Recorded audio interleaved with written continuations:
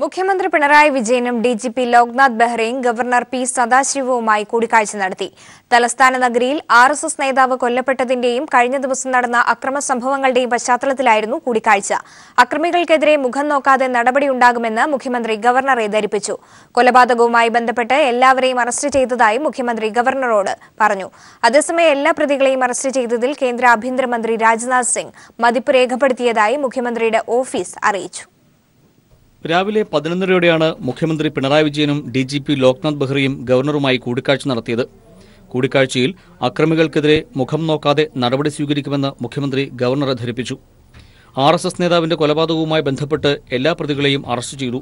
സമാധാന അന്തരീക്ഷത്തിനായി BJP അധ്യക്ഷനുമായും RSS മേധാവിയുമായും കൂടിക്കാഴ്ച നടത്തുമെന്ന് മുഖ്യമന്ത്രി അറിയിച്ചതായും ഗവർണറുടെ ഓഫീസ് വ്യക്തമാക്കി.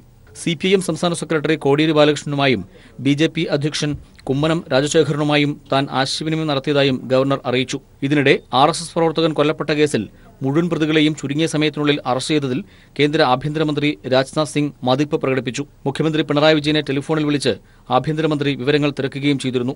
അപ്പോഴായിരുന്നു മുഴുവൻ പ്രതികളെയും അറസ്റ്റ് ചെയ്ത വിവരം മുഖ്യമന്ത്രി രാജ്നാഥ് സിംഗിനെ അറിയിച്ചത്. കുറ്റകൃത്യങ്ങളിൽ ഉൾപ്പെട്ടവർ ആരായാലും മുഖം നോക്കാതെ നടപടി സ്വീകരിക്കുമെന്ന് മുഖ്യമന്ത്രി രാജ്നാഥ് സിംഗിനോട് വ്യക്തമാക്കുകയുണ്ടായി.